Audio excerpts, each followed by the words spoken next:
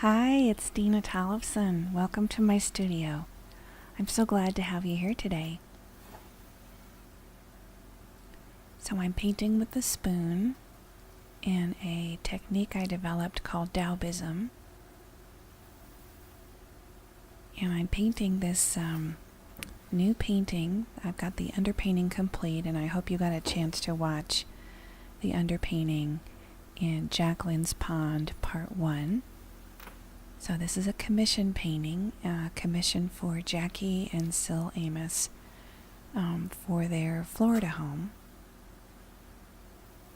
And I hope that if you're new to my channel, that you'll subscribe and ring that notification bell so you'll know, YouTube will let you know when I release a new video. And if you've come back again, if you're a returning person coming back, I thank you for being here, and it's wonderful to have you here.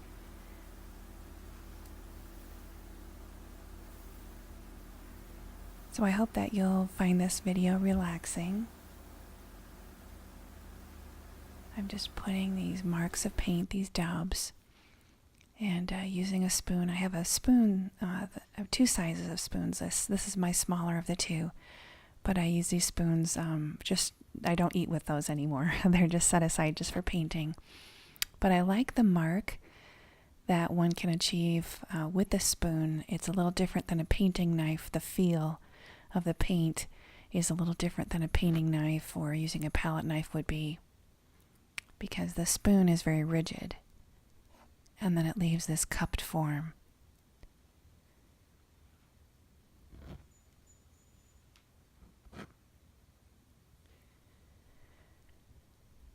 So this color that you see is a color I mixed with a little bit of titanium white and French ultramarine blue and some yellow ochre. This is all oil paint.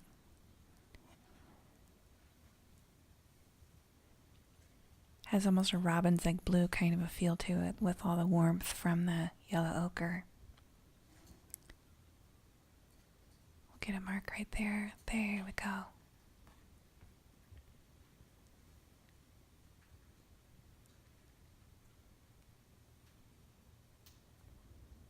So here's some of the paints I'm using. I'm using all water mixable or water minceable paints, mostly from Winsor and Newton.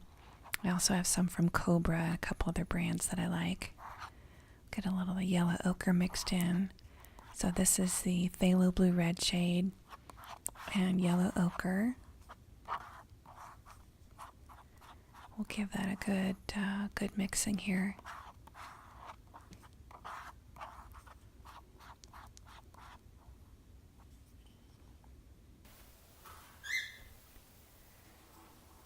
Now onto the canvas.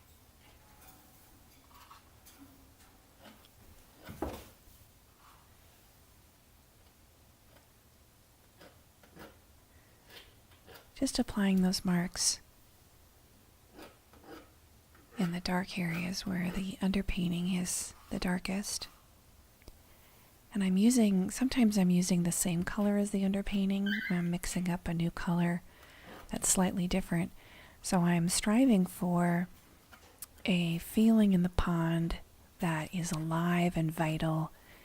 And when you look at water, it's never only just one color. It's always many colors, especially if you're looking at a pond, because the pond has got the reflections from the sky.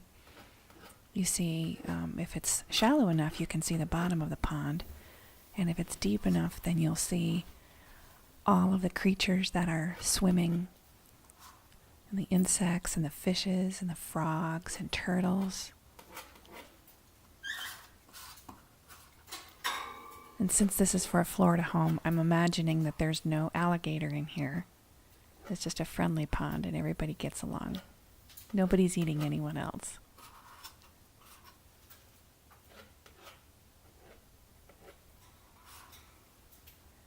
So the clients also have a Michigan home, so I'll say that maybe this is a Michigan pond,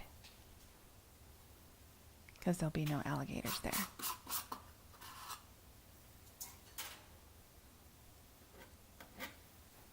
So this tool I'm using is technically a painting knife, but people will use the term palette knife and painting knife interchangeably.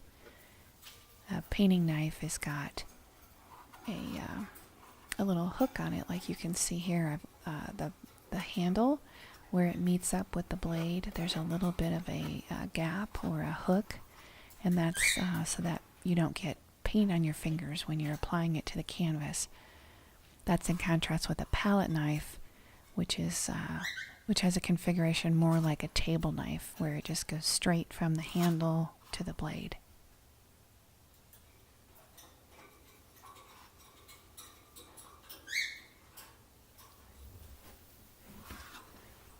So it's spring here now in Iowa in my studio, and a lot of activity and wonderful things happening in spring with spring migration of the birds, and we have a lot of neat birds that are in our pond. We have a roughly 2-acre pond that is shared with a few neighbors in the back. And this pond feeds from another larger pond and then over into the Cedar River. And the other day we had just some great waterfowl. We had some mallards, and even this morning there were, 4 male mallards were all trying to court one female mallard. And so we'll have to see who she ends up picking. But I love these mallards. They like to come up the hill and come and sit on the top of the hill and eat bird food that comes off and falls down when the songbirds will wrestle the feeders. Then sometimes food will come down. And my husband also throws out cracked corn and peanuts in the shell, and then peanuts that are kind of coarsely chopped. And the ducks really like to eat that. So the wild ducks will come walking up. And it's so funny because they fly so much more elegantly than, actually I think they swim most elegantly. And then when they fly, they look beautiful, but they look like they're working hard. But they really do work hard when they're walking, because their legs, the way they sit on their body, they have to kind of waddle to get up the hill and just to kind of walk around in flat spaces. And they make these cute little sounds like rah, rah, rah, all the time at each other. And the other day, my husband saw a male mallard on the neighbor's roof just sitting up there, which was kind of funny. So right around this time, the male and the female mallard will be looking for a suitable place to put their nest. And they'll check everything out. They will look at bushes, they'll look around where the hose is next to the spigot.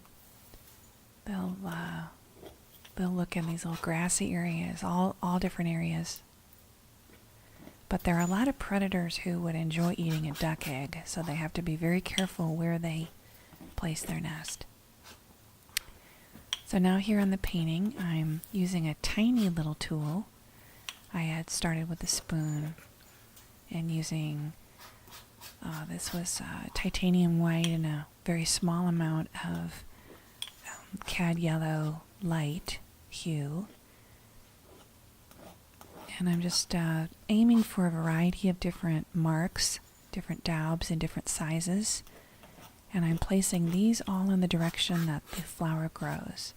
So the water, I'm going to be putting the marks to indicate the water and the water movement. And then on the petals here and the blooms, I'll be placing the marks to show, emphasize the shape and the movement and the bloom of the flower.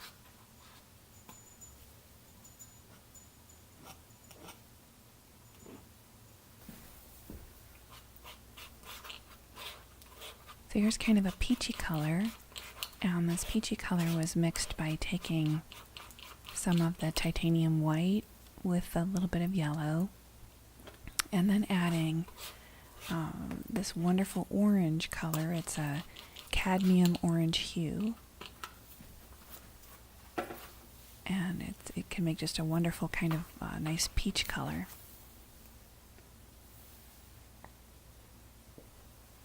So just placing it on the canvas with the spoon.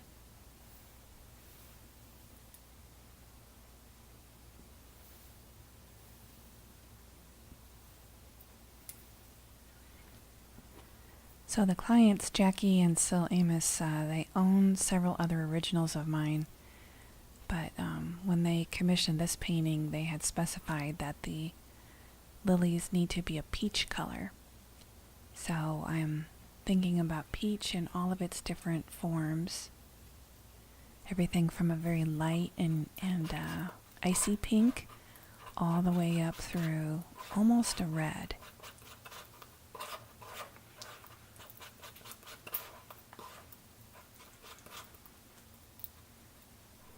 Deepening the color of the peach by adding additional orange. And I'm putting this on with a more of a flat palette knife or painting knife. And those two terms really are people will use, the artists will use the terms painting knife and palette knife interchangeably.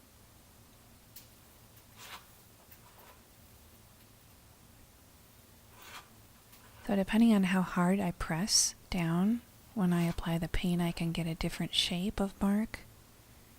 And I do like when I get a little bit of a cupped form, because the cupped form, when the paint is dry, this oil paint will take 5 to 6 months to dry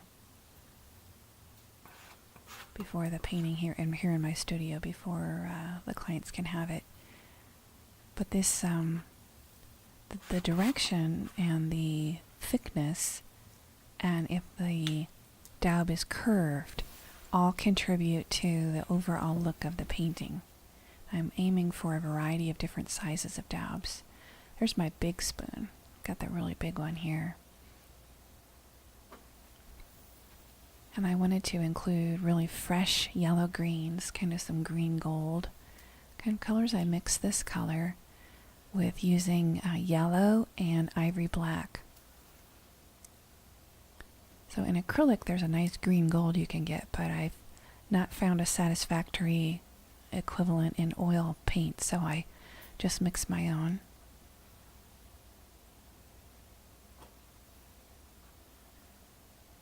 I'll put a few marks also in the water, because no pond is ever tidy. You know, a pond has always got some leaves that are falling into it. Some things have blown around. Sometimes there's some animals in there, maybe some frogs. So by letting some of the colors go off of the lily pads and the blossoms, I want to create that feeling of a windswept or an alive and vital pond.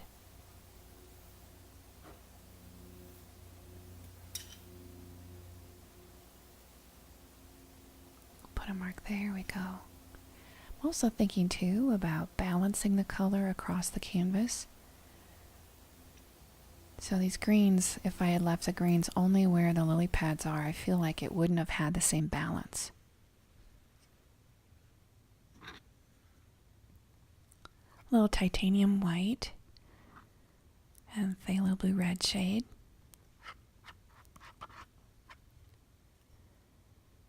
And then this kind of neutral color that was mixed up with yellow ochre and the yellow, that you can see a little bit of that there, the yellow, what is that one? That's the cad yellow medium.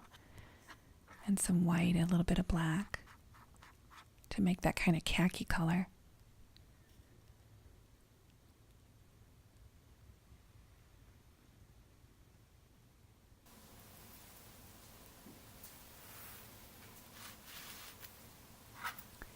And I'm working on the palette I'm using is a disposable ergonomic palette by, oh gosh, who makes this? Oh, New Wave Palettes. And what I like about this is that gray color, you can see a little bit of the titanium white off on the end, but the gray makes it really easy to mix colors and to judge colors, because a gray is a kind of a middle color or a middle value. And sometimes if you're working on a white surface, it's hard to match your colors or to mix your colors the way that you want. So I really like this gray toned palette. That is each sheet. I want to say they're either 50 sheets or 100 sheets in each one. Maybe it's 50. But you just throw it away after the painting session is done, I'll take all the paint and scrape it all to the center to make kind of a neutral gray color, and then apply that also to the canvas. I feel like it's very, very important to have enough neutral colors. Anytime you have bright colors, it's always nice to balance those with neutral colors.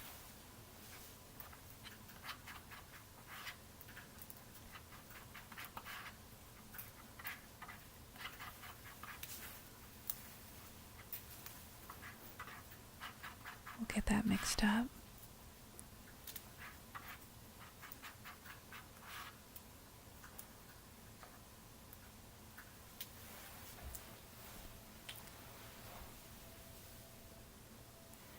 Now, if you were a really close observer, you've noticed that I throughout the video, I've got different changes of clothing on, and you can tell by the lighting it's different days.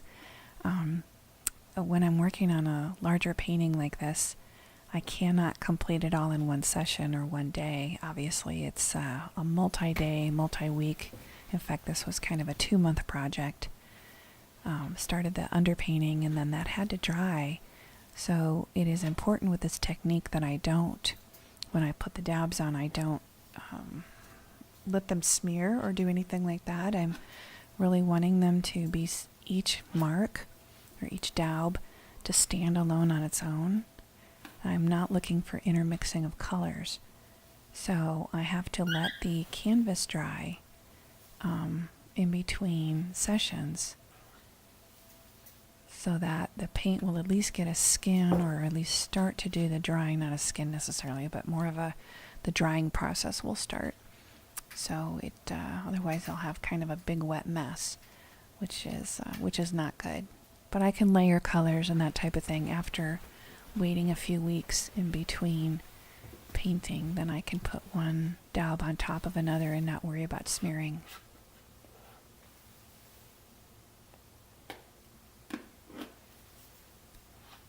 Then also, if you look into the water especially, you can see there are a variety of different shades of blue, lighter blues, gray blues, purpley blues, all different kind of color, yellow blues, teals, turquoise, that are in this pond.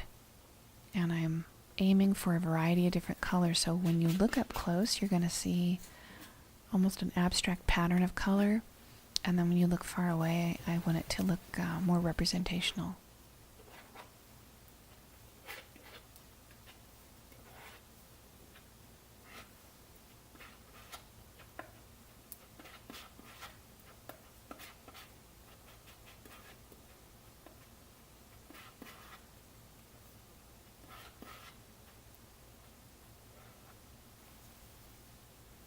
And now this little bit of darker color, I've got a little bit of a transitional color between the lightest area in the water and the darkest.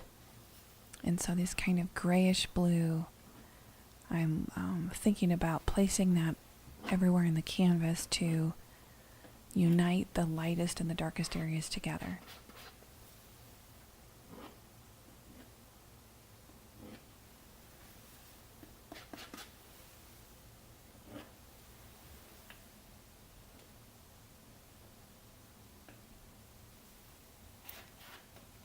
And as this texture is building up, I'm thinking about, again, balancing all of the colors. So you'll notice that a little bit of that peach color, I included that into the water and into the reflections. And now just tiny little marks. I can use the same tool to create large marks or these tiny little dots and little daubs, just by how much pressure is applied.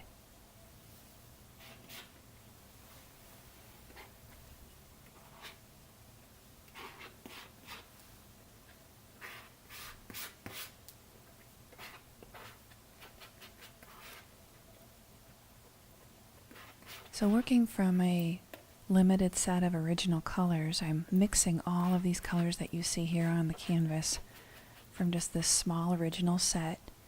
And by doing that, I can achieve a color harmony. So if you saw, I added a little bit of yellow ochre there. It turned that blue all of a sudden into kind of a turquoisey kind of color. But by working with that limited set, it helps make sure that there are no jarring colors or clashing colors, and everything will work and harmonize together. Kind of like if you go and decorate in your home and you repeat a certain color in the home, or you do have in your outfit whatever you're wearing, and the colors are all matching and working together. So I'm aiming for a lot of different colors, but I'm just working from mixing them from some original small set of colors.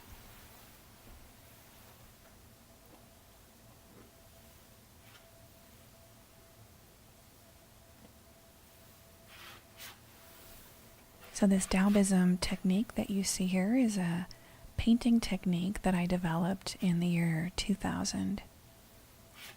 And so all of these individual daubs of paint are placed on the canvas using these painting knives and spoons. And what I'm wanting to achieve with this is a feeling of, when you're really up close, it's like a low relief sculpture. And when you stand far away, it looks like more like a traditional painting. But it also feels like a mosaic. And I really love mosaics. They are just wonderful how all the individual pieces are held together, and then they have this quality. I don't know what it is, but I'm kind of just, I'll say, obsessed or fascinated by mosaics.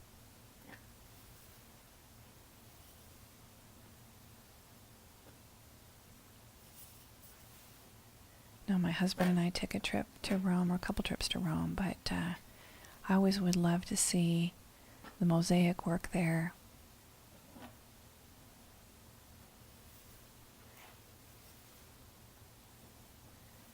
So these little dark marks that you see here are phthalo blue red shade with a small amount of cadmium orange hue mixed in, and that makes the mark dark, but not as the blue. It reads more like a dark neutral as opposed to a specific blue. So I'm working that, teasing that color right up in near the blossom.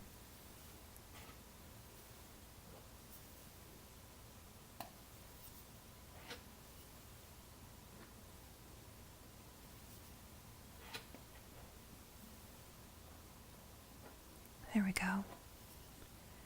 And just a variety of different marks, small marks and large marks.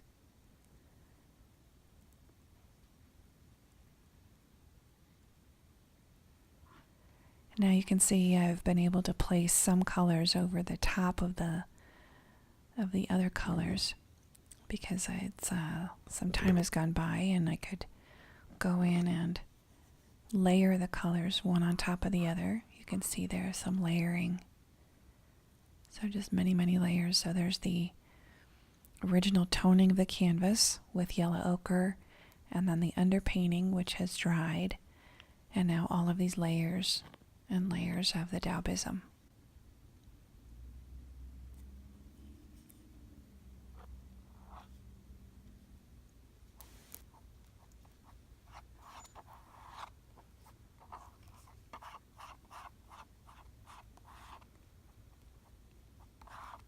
Kind of a peacock blue mixing here.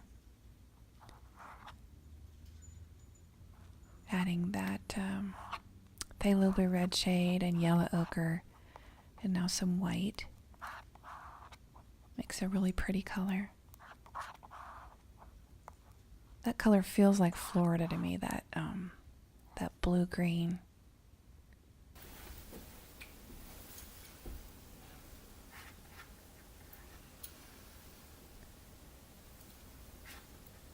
And again, just now in the process of looking over at the canvas to see what areas need attention.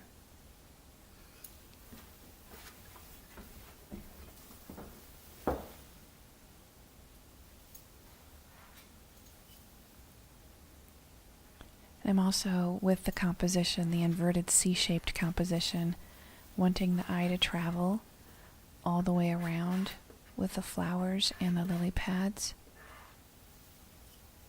but not necessarily have only one focal point. I'm looking for almost a feeling of movement with the eye.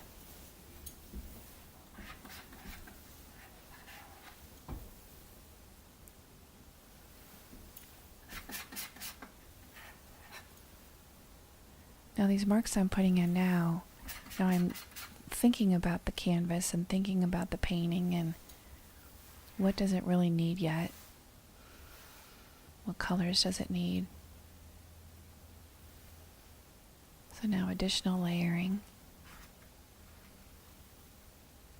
And right up along where the foliage at the edge and the reflections of the foliage into the water, right at that intersection, I want to pay attention at that area.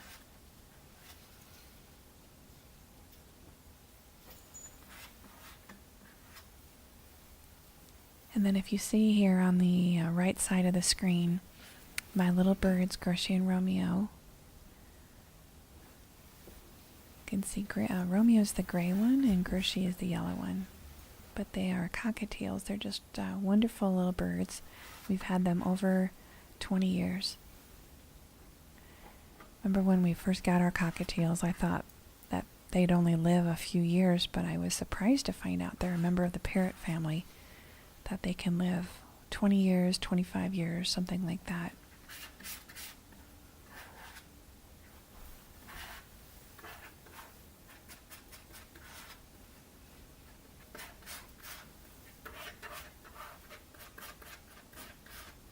So it's important to me in my paintings that I have a variety, a lot of different colors. I don't want to just put only one color on the canvas. I want to really spend a lot of thought about how all of the individual colors will work together, like in just almost like a community of colors.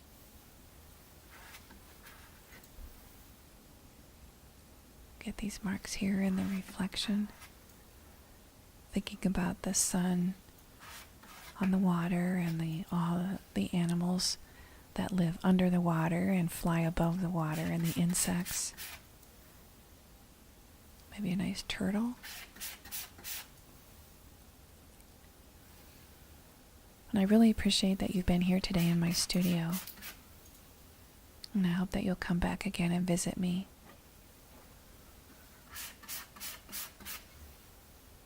It's been great having you here. Get a few more marks here. All right, well, thank you so much. And this is Dena Tollefson, and I appreciate that you're here. So until next time, bye-bye.